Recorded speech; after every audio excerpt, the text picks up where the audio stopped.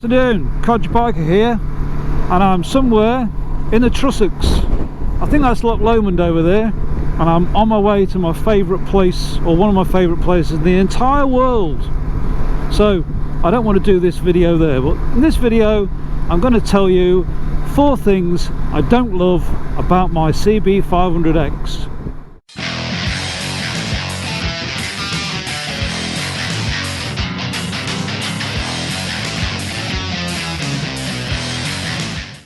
So by way of a disclaimer, I'd just like to say this is my experience with this particular bike. Yours may differ. And I love the CB500X, it's really grown on me. It's my opinion that 500cc, if you're riding around with that a pillion, is perfectly adequate for everything that I need to do. And for most people too. But of course, not all of you have been blessed with more than your share of happiness like me. I could summarise it as bounce, buzz and muffler. Also, Racket. So that screen is noisy without the spoiler. Just telling you how it is. Yeah, so the number one thing that I don't like on this bike is the end can. Yes, it's supposed to have a twin chamber with your treble and your bass, but it looks like a cannon, and I don't believe that that treble and that bass thing works anyway, any more than I believe the Amstrad. Oh, that's beautiful, look at that. Sorry, I got distracted. The Amstrad woofer and tweeter worked on those Amstrad stereos of the 80s. You probably don't know what I'm talking about, but they're a really cheap budget stereo that was, marketed in Britain with lots of flashy lights and things. It looked great, but it sounded awful. The exhaust sounds not bad. To be fair to it, I just don't like it. It's very heavy, weighs 4 kilograms more or more. I have actually got an aftermarket one, which I'll show you here.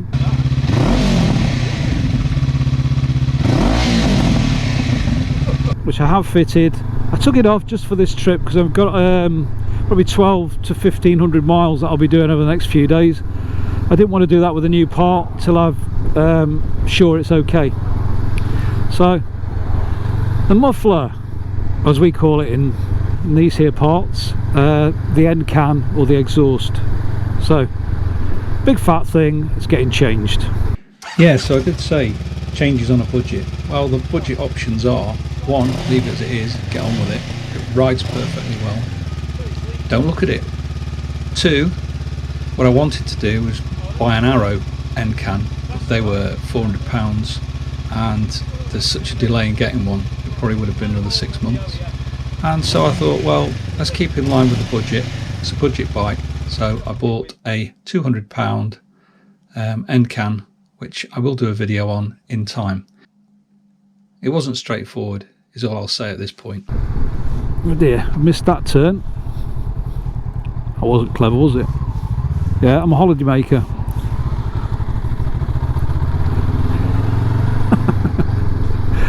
The next thing, oh yeah, you're right. The next thing that I don't love about this bike, buzz. Now I believe that this one is a lot better than the earlier versions. Sorry Scarlett Yo Honda, but there are a few vibes on it, and it's quite a, not that they particularly bother you, but it's more of a, oh yeah, KTM man, it's more of a, it's a buzzy bike. No, it's high revving. And basically I suppose because this engine's used in lots of different versions of the CB500, and this is supposed to be sort of the adventure version of it, and I just think it's geared wrong. It's a bit buzzy. I watched the Daily Rider program and he said exactly the same. God, it's beautiful around here. How can I be talking about this? Oh, sorry, breathtaking. So yeah, so I've done the old 16 tooth front sprocket change, and I've just done what, 250 miles of motorway or whatever, and I think that works much better. Still a few vibes there, nothing major. It just gives you a first gear you can use, and a little bit of overdrive on the 6. It's been fine for me, and it's very easy just to change that front sprocket. You don't need to change the chain or anything, so it's a quick fix and it gets rid of a lot of the buzziness. So I don't like the buzziness on the stock. I do like it with the 16 tooth front sprocket, and I've ridden most of the way here in 6th gear, varying speeds between 40 and 80. Oh, the other good thing about changing the front sprocket, it puts your speedo spot on, which is the first time I've ever had a vehicle with a very accurate speedo. Usually there's an allowance, isn't there? But it's taken that allowance away, so you have to be careful, because when you're doing 30, you are doing 30. I'd like to say some other things about that. First of all, after a good 1,300 mile ride around Scotland, really giving it some, the engine is so much looser now. I think I've done 2,500 miles. So people did tell me that this bike would become less vibey the more you rode it, and that's certainly been true. So I could have just done nothing. So by the time you watch this video, I'll probably be heading towards 3,000 miles. And at 3,000 miles, I'm going to change the oil, because I consider that to be the true running in of an engine, rather than just the 600, 700 that it had for its first service. So I'm going to change the oil again at 3,000 miles, and then consider the bike to be properly running. I have to say, it's really done it a lot of good being in Scotland at higher speeds for longer periods of time. It's really loosened the engine up, feels really good now. So thanks again to Rob Campbell01 up ahead for helping to run Scarlett Yo Honda in. Say thank you, Scarlett. Scarlett, say thank you. Secondly, I removed the bar end weights so I could put some SW Motec handguards on. They had smaller weights, so if I'd just left the bar end weights in other words, done nothing, that probably would have been better. Also, I fit some grip puppies, which will be coming off because I don't think I needed any more. And as I say, the third thing I did was change that sprocket, which is staying as is. I just think it works better, regardless of anything else. But the main thing is, this bike, I think, needs to be 3,000 miles before you consider it running, and it needs to be at lots of varying speeds. I was told that before I even took the bike out, and it's proved to be spot on. So perhaps doing nothing is all you need to do. And the third thing that I don't love about this bike is the rear shock, and it's all to do with what I say, bounce. It's the rebound. It's fine in nearly every department unless or until you hit a bump on a corner, and the back end has almost thrown me off a couple of times. You can see it. Whoa, there we go. Oh, bounce. Whoa. Whoa, there's my prostate. Now that is because it's got no rebound. I don't get that on the 690. Now interestingly, today I'm loaded up with another 2 stone of gear that I'm carrying with me, and it's not been so bad, but then I've not really been on those kind of roads. Look at this. Oh, that is beautiful. Just take that in. So yeah, I think the rebound is the main issue. For me, at my weight, I'm about 12 stone in my gear. I had to put the preload up to 4.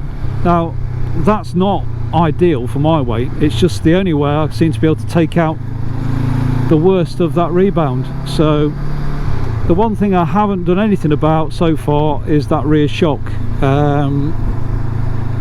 I am thinking of getting a cheap one. There's some for about 300 quid with rebound adjustment.